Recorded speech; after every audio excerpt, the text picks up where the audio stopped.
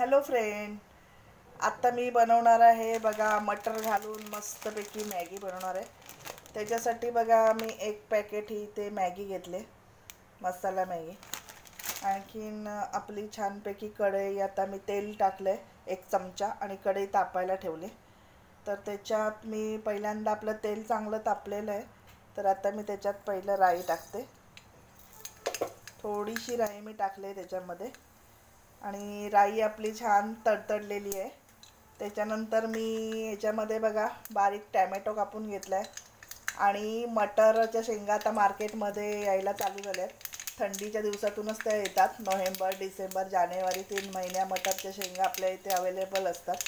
तर मी थोडे मटरच्या शेंगा सोलून घेतल्यात, त्यातले मटर काढून घेतलेत हे बघा। आणि एक टॅमॅटो छोटा होता तो कापून घेतलाय। आता राई आपली तडतडले तर मी त्याच्यामध्ये मटर आणि टॅमॅटो टाकून घेतलं।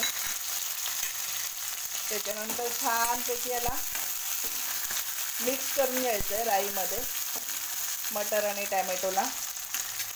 माझ्याकडे अशाच प्रकारची मॅगी सगळ्यांना माझ्या घरात आवडते। काही लोक नुसती बॉईल करून गरम पाण्यात टाकून 2 मिनिट में मॅगी वाला हिशोबाने तसं करून खातात, पण आम्ही जेव्हा पण मॅगी बनवतो तर अशीच बनवते मी, मटर टॅमॅटो वगैरे घालून फोडणी मारून त्याला। आता मी त्याच्यामध्ये बघा ही आपली मॅगी मी अशी बारीक करून घेतली आहे, थोडीशी हाताने चुरून ती घालणार आहे। तीही आपल्याला छानपैकी अशी परतून ह्याच्यावर घ्यायचं आहे, टॅमॅटो मटरवरती। आणि नंतर मी आता हा जो मॅगी मसाला आहे, मॅगीच्या आत असतो तो मॅगी मसाला घालते आणि थोडंसं लाल मिरची पावडर, चवीसाठी थोडी लाल मिरची पावडर आणि थोडंसं किंचितचं मीठ, कारण मॅगी मसाल्यामध्ये सगळं असतंच म्हणजे मीठ वगैरे।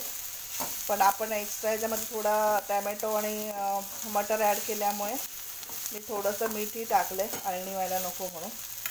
आणि चांगलं हे हलवून घ्यायचं आहे।